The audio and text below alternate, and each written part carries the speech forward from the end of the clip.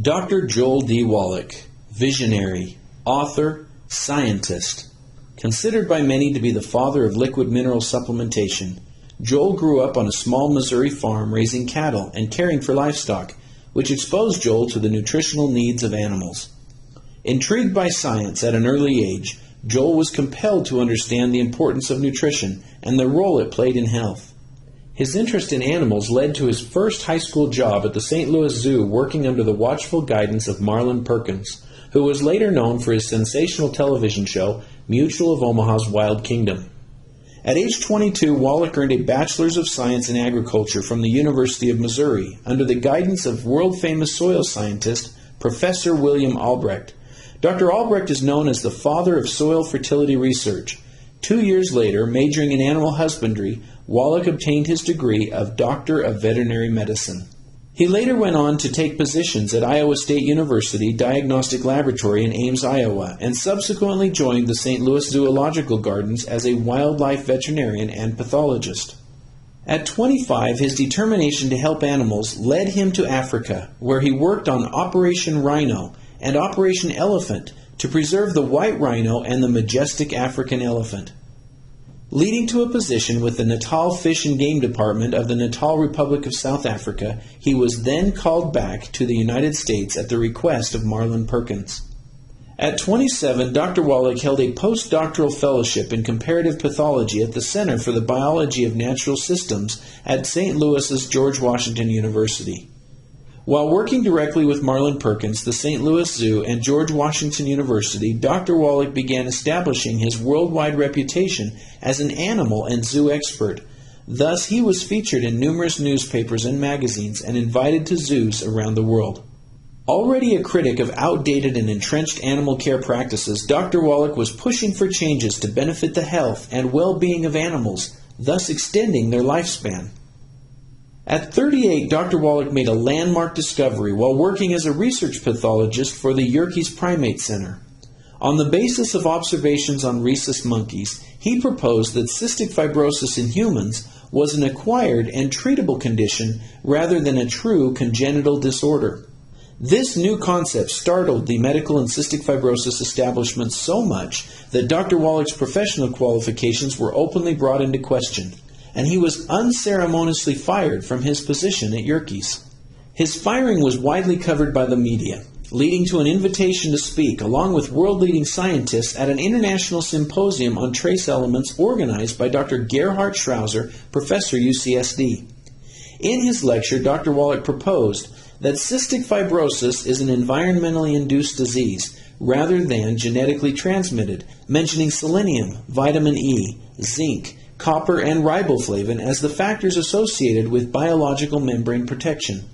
His lecture was well received and helped him regain his professional standing. Scientific research would later validate Dr. Wallach's hypothesis. This landmark discovery changed the trajectory of his career, and Dr. Wallach felt compelled to return to college and obtain another degree so he could bring forward his discovery to the human species. At 43, Dr. Wallach graduated from the National College of Naturopathic Medicine as a Doctor of Naturopathic Medicine, his third degree in higher education. Dr. Wallach then went on to become a partner in 3 clinics, actively practicing medicine as a licensed naturopathic physician in the state of Oregon. At 43, he published the definitive work on caring for exotic animals with Diseases of Exotic Animals, a work that took him 20 years to complete and today is recommended by the Smithsonian Institute. Dr. Wallach would later meet his current wife, Dr. Ma Lan, who was a guest professor specializing in microsurgery at Harvard University. The two of them would go to China to continue researching and studying Dr. Wallach's cystic fibrosis discovery. As news of Dr. Wallach's discovery, theories, and research spread, Dr. Wallach was invited to lecture around the world. At 49, he was awarded the Worcester Beach Gold Medal Award for scientific achievement for his cystic fibrosis discovery.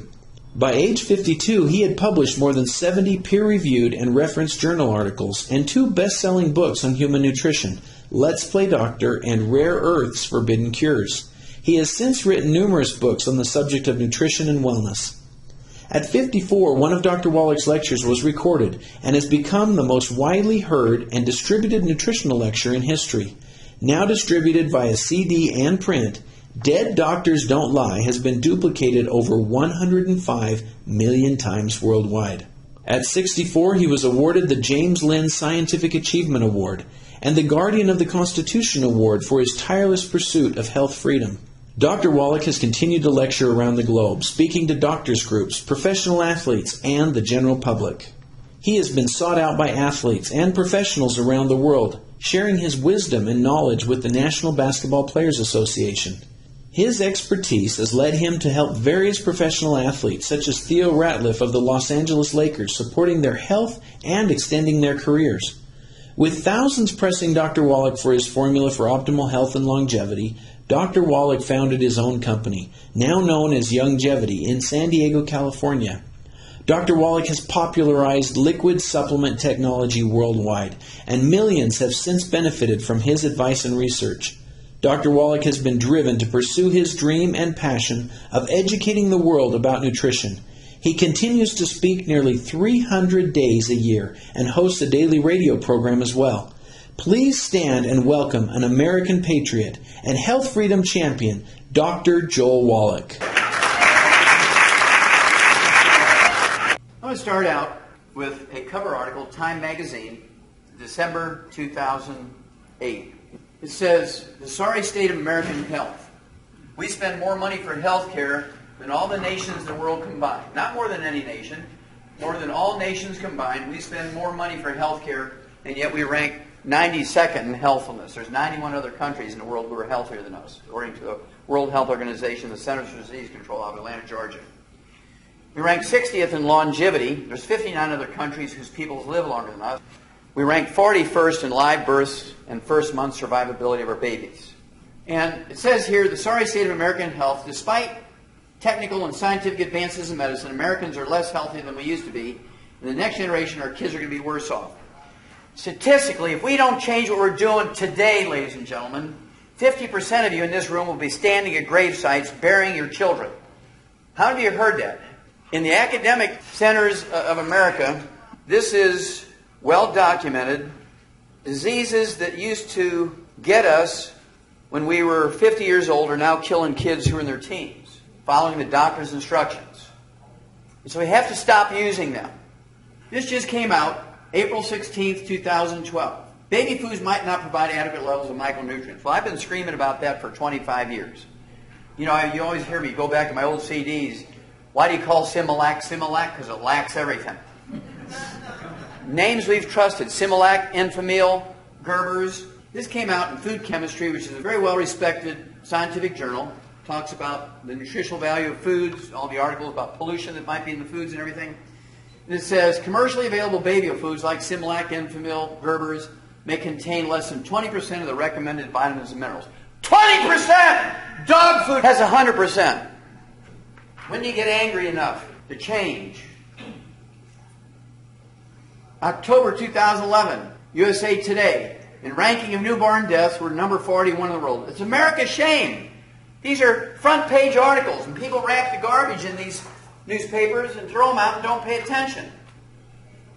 May 14th, 2012, cover article, Newsweek magazine. At the first blush, that's everybody's reaction as they giggle. When you have a baby, when they're first born and they're destined to weigh 300 pounds before they take their first breath, God forgive us. We're the number one obese nation in the world. We spend more money for health care than all the nations of the world put together, and the only health category we're number one in is obesity, following the doctor's instructions. AARP Monthly Bulletin, March 2012. The worst place to be when you're sick in America is a hospital. The number of patients who die each year in hospital from hospital errors is equal to 4 jumbo jets crashing each week. That's 1,200 people, 56 weeks, 54 weeks. That's 1,200 people a week times 54 weeks. That's 500,000 people are killed by just errors, stupid errors. Same article. Each U.S. surgeon in America operates on the wrong person, the wrong body part as often as 40 times a week. Cover article, Newsweek magazine, August 2011. The one word that's going to save your life in a hospital. He doesn't look too happy, does he? His chest is being opened up. So why are those surgeons touching him with their scalpels. I mean, he's not even anesthetized. Well, that's because if he dies during the induction of anesthesia, they have officially begun their procedure, and they'll get paid full amount even if he dies. So what is the one word that will save your life in a hospital? No. It's a 2-letter word. I heard it. No! Now, what is this guy afraid of? This is a very fearful posture. What is he afraid of? The Texas Chainsaw Murderer? Is he afraid of Godzilla? Well, I tell you, on the opposing page here, there's 7 doctors. Why don't you look at their body language? Look at their eyes, look at their face, look at their hands, and see if they're coming to him with love as a caring physician, first doing no harm.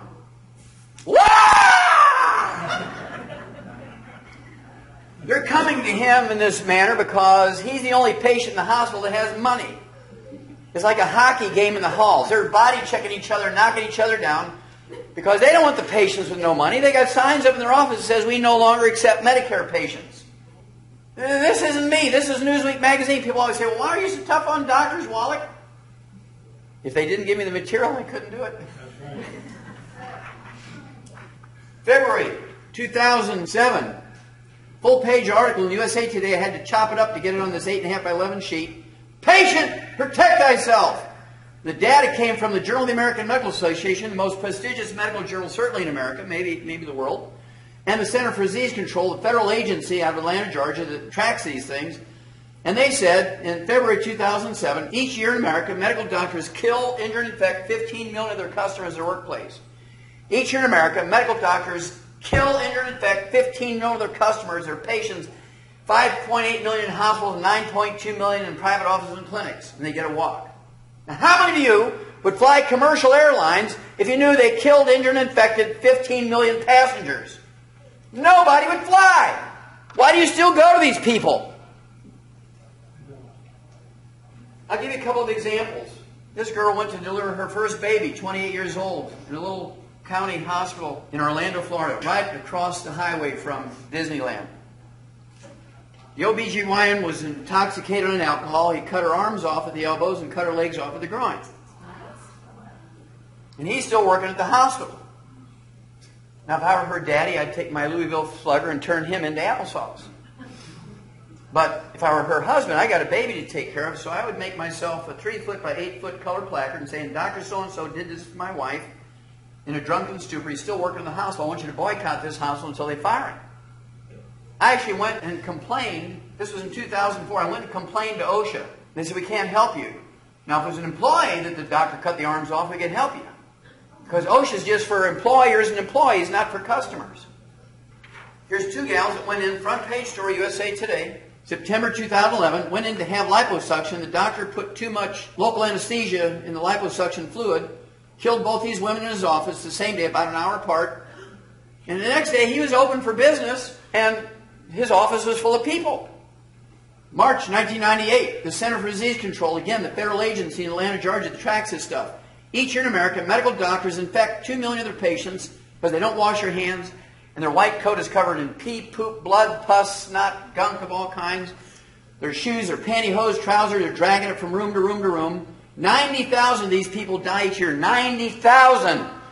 We went to war in Iraq and Afghanistan because a handful of strangers killed 3,000 Americans. Here's one trade in their workplace. They infect 2 million and kill 90,000. If a foreign country were to do that, we'd declare war on them. 2006, death by medication error rising. Now, we're not talking about the side effects of the drug. We're talking about decimal point errors. We're talking about stupid doctors and careless doctors like Dr. Murray, who killed Michael Jackson, that kind of stuff. You think he's the only stupid, careless doctor? These types of medication errors are tied to 1.5 million fatalities and permanent injuries every year in America. 1.5 million! And everybody wants their prescriptions. I mean, gangbangers only kill 50,000 a year from street drugs. We're going after the wrong boys, ladies and gentlemen. Hospital care fatal. November 2010. Hospital care fatal for some patients. Results of Medicare study alarming. This study is done by the U.S. Department of Health and Human Services Office of Inspector General, which is essentially the auditor for Medicare. And they said, right in the first sentence, medical doctors each month kill 15,000 Medicare patients in the hospital. Each month, they kill 15,000 Medicare patients in the hospital. I'm going to tell you what to do here to save America in a few minutes. But I have to show you why we have to take over. Because they have mismanaged this terribly. How many of you have heard of Andy Rooney? Okay. He retired last year, October 2011. A month later, he was dead. Anybody know what Andy Rooney died from? He died from, quote, complications of a minor medical procedure, unquote. Now, they won't release what it was, who the doctor was, what the hospital was, but I guarantee you here's what it was. 92 years old, he and his wife are going to go on this world cruise, right? They're looking at his hospital record saying, Andy, you've never had a colonoscopic exam. There might be cancer lurking in there. And so he should have said, no! But instead, because he's 92 years old, oh, okay. They stuck that garden hose up his rump and punctured his intestine, and he died from peritonitis, is my bet. And then what about Dick Clark? America's oldest teenager, American bandstand, beloved by all. He goes in for an outpatient procedure to have some surgery on his prostate gland. 2 hours later, he dies of a heart attack as complications of that surgery. Bam! He's dead. Don't name the doctor. Don't name the hospital. They killed Andy Rooney. They killed Dick Clark, and they get a walk.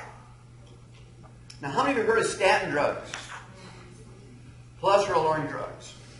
I'm going to precede this by telling you that there's not a single disease that is caused by elevated blood cholesterol and triglycerides. There's not a single disease that's caused by elevated blood cholesterol and triglycerides. If you listen very carefully, they say elevated blood cholesterol and triglycerides are a risk factor. But everybody in their minds made the mental leap that it was the cause. And doctors just fanned that flame. I don't know why they think it's a cause, but they're coming to me. Just keep fanning that flame because people think elevated blood cholesterol and triglycerides cause heart disease and stroke. Don't tell them the truth. This is too good. So everybody goes in and gets their statin drugs and they eat egg beaters, tofu instead of red meat. You know, Steve Jobs was an unsupplemented vegan. He named his company Apple because he's a vegan. I'd name my company Beefsteak. Okay? So, federal health officials are adding new safety warnings. Only the pharmacists will see them. About the risk of memory loss, Alzheimer's disease, and elevated blood sugar diabetes caused by statins. I said this in 1971. I actually published a large article, international article, in a pathology journal based on 20,000 autopsies. They said, elevated blood cholesterol and triglycerides are not the cause of stroke, clogged arteries, heart attacks. But they're a warning. They're a red warning light. They don't cause any disease. Everybody laughed at me and said, oh, Wallach, come on. You're not with it. It's the cholesterol.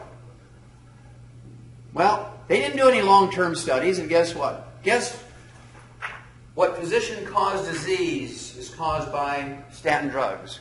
Alzheimer's disease. Because 75% of your brain weight is the white matter, right? The myelin.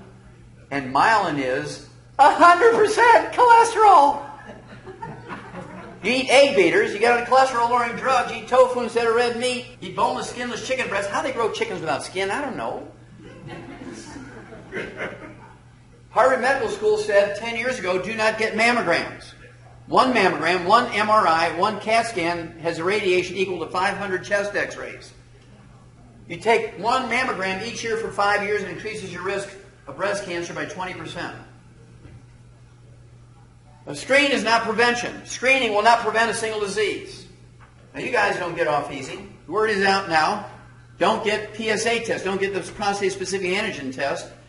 And just like Dick Clark died of a heart attack 2 hours after his prostate surgery, how do men fare after a prostate surgery? 5,000 die immediately after the surgery from a heart attack. Within a day, 6,000 to 30,000 in America die each year within a day after prostate surgery from heart attacks. That's because the simple-minded doctors don't understand that when you cut on a prostate gland, it releases hormones called prostaglandins, which cause blood clots. Anytime you start messing around with that prostate gland with a knife, you're going to get a stroke or a heart attack. I'll show you one more. This came out June 4th, Time Magazine. Skip the screen. Experts say blood tests for prostate cancer don't save lives. Don't do the PSA test. Don't even do the test. When Warren Buffett was diagnosed with prostate cancer, he's dead man walking because he's going after aggressive treatment.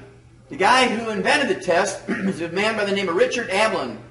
Okay, Richard Ablin, the scientist who discovered PSA, calls the testing's widespread use a public health disaster because it causes a 98% false positive, giving doctors permission to kill you. Men, women who love your men, do not get the PSA test. Prostate cancer never kills anybody. If you have prostate cancer and you die, it's always from the treatment. Prostate cancer never goes to your liver, never goes to the lungs, never goes to the brain. It never kills you. It kind of works locally and regionally and goes to bones locally and stuff. That we can manage that. You'll never die from it. October 2011, Senate committee accuses companies of gaming Medicare. Now they're talking about hospital groups. They're talking about insurance companies. They're talking about home visiting angels. They're talking about hospices, rehab centers, assisted living. I want you to think about it. In the old days, when you died, your assets went to your kids. Now it goes to all these agencies. Your kids have to start at zero. Your kids always have to start at zero. What are we doing? Are we so dumb that we give, in the last days of our life, we give away everything we've accumulated to all these people you don't even know? And your kids have to start from zero. Your kids and your grandkids. What are we doing? We have to change our diets. We really have to seriously change our diet, even ones you think of are being healthy. Number one, you have to give up all whole grains. That's what's causing us to be obese. People don't have beer bellies today, but they do have bread bellies and grain bellies, and here's why. Doctors know nothing about nutrition. After 14 years of medical school, they get 30 minutes of nutrition, and they don't even get a test on it, so most of them are in the bathroom smoking pot because they know they're not going to get a test on that 30 minutes of lecture. And they think in their stupid brains that because you get 4.5 calories from a gram of carbohydrate and 9.0 calories from a gram of fat, that you can't eat fat. You must eat more carbohydrates because you're getting half the calories. Well, you eat a stick of butter, you're going to get 500 calories, and you're not hungry all day. You eat a whole grain muffin at Starbucks, blood sugar goes up, your insulin knocks it down, you're hungry again in a half hour. So eat another muffin. Blood sugar goes up, insulin knocks it down, you're hungry again, so now you eat a bag of potato chips with some dip. Blood sugar goes up, insulin knocks it down, you're hungry again, so now you have one of these super-sized juices that are full of sugar. And then your blood sugar goes up, insulin knocks it down, you're hungry again, so now you have a sandwich with French fries. They're organic. They're made with extra virgin olive oil. And so at the end of the day, you've had 5,000 calories eating whole grains. That guy who ate the stick of butter, he's cool. He only got 500 calories. Now, why is this important? Well, there's about 10 of these around the Beltway in Chicago because the average age of first diagnosis of colon cancer now is 25. It used to be 55. And that's because our kids are eating fried foods and processed meats with nitrates and nitrites in all 3 meals every day and every snack. Forget the sugar! This is a real problem here.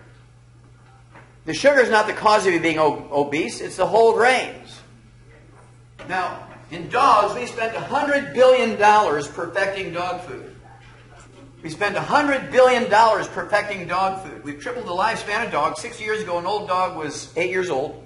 Today, an old dog who's fed nothing but a good branded dog food is 25. We've eliminated 900 different diseases in dogs that still plague people.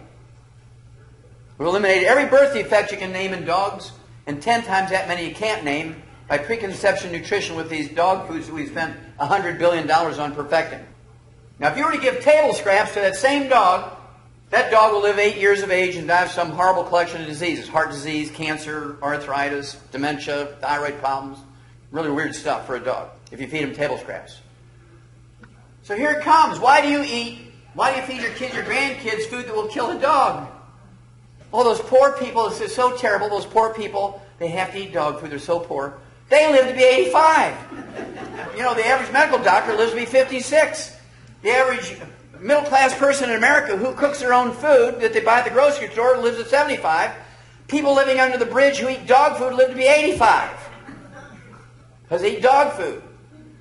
Why do you think they have a USDA inspection sticker on all canned dog food? Because more dog food is eaten by people than dogs eat dog food. So we came up with what we call 90 for Life. It has all known essential nutrients in it, 16 minerals, 16 vitamins, 12 essential amino acids, 3 essential fatty acids. And it breaks down like this. 60 minerals, 16 vitamins, 12 essential amino acids, 3 essential fatty acids. You notice that carbohydrates and sugars are not one of the essential nutrients. Carbohydrates and sugars are not essential nutrients. You do not need to consume them. Your body will make them from fats and proteins. You do not need to eat carbohydrates and sugars. They're not essential nutrients. Can you name me any disease you will get when you avoid carbohydrates or sugar? No. There's not a single disease you will get. So it's not an essential nutrient. You don't get disease when you don't have it, and you can make it. So carbohydrates and sugars are not essential nutrients. You notice that minerals are 2/3 of the 90 essential nutrients. Plants only need 3 to make good seeds. For the next generation, make the farmer happy by giving him maximum yields in terms of tons and bushels per acre. We need 60. So if you're eating a pretty good slice of organically grown multigrain bread baked with love in the church by the pastor's wife on Sunday, you're 57 minerals short. And bam, you're dead. Plants can make vitamins, amino acids, and fatty acids by taking CO2 out of the air and use the sun's energy in a process known as photosynthesis. Pump the O2 out in the atmosphere so we can breathe it. Take the carbon and make chains for the vitamins, amino acids, and fatty acids. But plants cannot manufacture minerals. And nutritional minerals do not occur in a uniform blanket around the crust of the earth. They occur in veins like chocolate and chocolate ripple ice cream. This is a cornfield in western Nebraska. Look at the uniformity in those rows of corn. But can you tell me which row has 3 minerals, which one has 18, which row has 22, which row has 40? You can't tell by looking at it. I can only guarantee you that each one of those rows has at least those 3 major minerals: magnesium, potassium, and phosphorus. That's all I can guarantee. Whatever else is in there, we don't know. In the animal industry, we level the playing field. We put all known essential nutrients in the alfalfa pellets for the cows and the sheep and the pigs and the horses and the chickens and the rats and the guinea pigs and the rabbits and so on. Whatever food value is in the food is value added. We don't depend on it. Your doctors who say you have all this wonderful food, just put 4 colors on your plate and eat variety and it's all going to be good? We spend $100 billion making sure the dog food's perfect? A rat eats better than your kid. Those rat pellets are perfect. Every mouthful is perfect. Gerber's has less than 20% of what they need. So you have to supplement. If you think you can eat well enough to supplement, you'll wind up like Steve Jobs, dead at 56. And he could afford good food and a good nutritionist and a good cook and the best food and the best doctors and the best prescriptions and the best insurance. They killed him with ignorance. And this is a satellite picture from 100 miles up. This is agricultural land in Southern California. If you grow sweet potatoes, if you grow tomatoes, squash, peas, onions, and these different color bits of land in here, will they all have the same amount and same variety of minerals? And the answer is no. So in the animal industry, we know we have to level the playing field. We give every animal every known nutrient perfectly in every mouthful, and then whatever food value is in the food is value added. We don't depend on it. And this is what makes longevity different. This right here. This is a compost pile that's thousands of years old. The volume of this is greater than the Grand Canyon. This is a 1,000-year supply for everybody in America. It has 77 minerals in it, including all 60 essential minerals in optimal amounts per serving, because we calculate out the serving. Each batch is analyzed for us by Coors Laboratory in Golden, Colorado. You've got to trust Coors beer. They analyze it so we know exactly what's in there.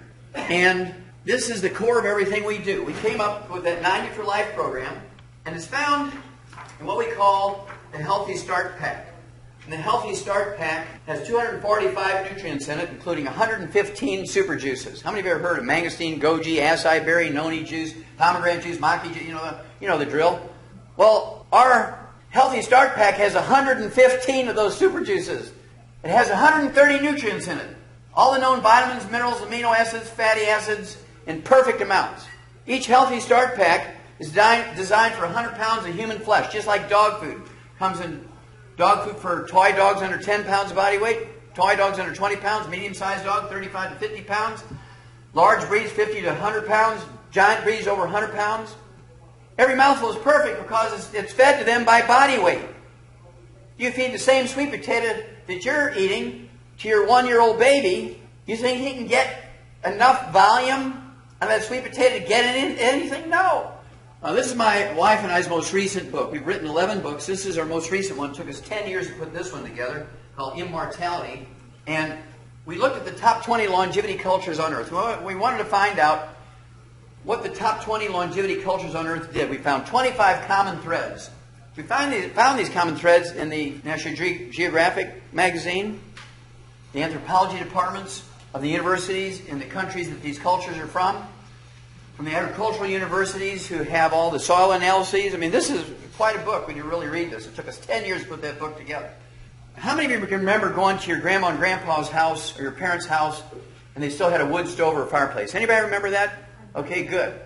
What did they do with those wood ashes every morning? Put them in the garden. Now, wood ashes are not ashes. They call them ashes, but they're not ashes. Wood ashes are the minerals that the tree sucked up. And when you burnt the wood for fuel or for cooking, the minerals didn't burn. Now, all wood ashes are not the same. All plant minerals that are left over when you burn wood are not the same. Sometimes there's only 3 minerals in there. Sometimes there's 25. Sometimes there's 50. Sometimes there's 80. Depending on where the tree grew, right? By dumb luck, these top 20 longevity cultures in the world, they're all third world cultures. They are all illiterate. They all use wood as the universal fuel because they don't have electricity. And they all put their wood ashes in their gardens. But by dumb luck, they have 60 to 75 minerals in their soil where they get their trees to burn for fuel. And they put those 60 to 75 minerals in their garden. The vegetables suck it up and eat the vegetables to get their minerals. Now, everybody else around the world still uses wood for fuel. Somalia, for instance, their average lifespan is 29. In the Nicoyan Peninsula, on the Pacific coast of Costa Rica in Central America, it's 90. They have 40 times the 100-year-olds we do. They have 100 over 250 of their population. We have 100 over 10,000. Because by dumb luck, the wood they burn has 65, 70 minerals in it. Now, can everybody in the world, can all 7 billion people in the world move to Costa Rica? No, it's a tiny little place. But you can take that technology, you can take everything we've learned from there and use it here. And that's how we're going to save America. If you join us and become one of our associates, you become a student of this business, I will pay you to save America. America is worth saving, but the people who are trying to do it now are killing it, one person at a time. And so we have to take over. Not a shooting revolution, but a health revolution.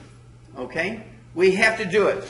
What you realize, as of 2004, there's never been a billionaire who lived to be 100. The average lifespan was 78. They die from the same things that everybody else dies from. 7 years later, March of 2011, the average lifespan of billionaires is 66, and there's still never been a billionaire who lived to be 100.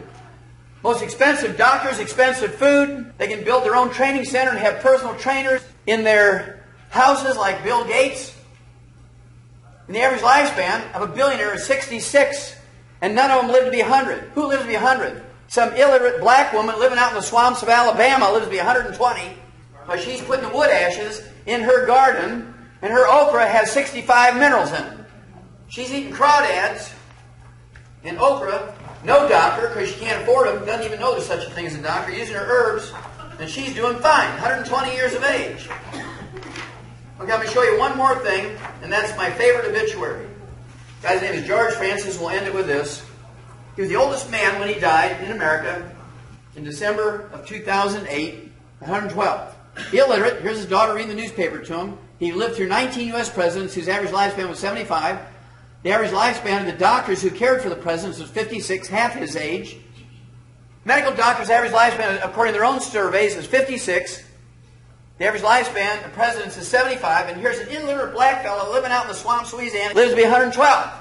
Because he just, by dumb luck, the wood he burned for fuel had 65 minerals in it. He's like the Cajuns. He's like the Creoles. He's like the French. He broke all the rules of healthy eating with a diet heavy on dairy, eggs, and lard sandwiches. All that saturated fat. Well, that's what kept him alive, dummies. We've been following the doctor's instructions. No fat, no fat, no fat. Oil, oil, oil. Bam, you're dead. I mean, when do you get the picture here? He lived on lard, eggs, and butter. And he lived to be 112. And doctors live on cholesterol-lowering drugs, and they die at 56.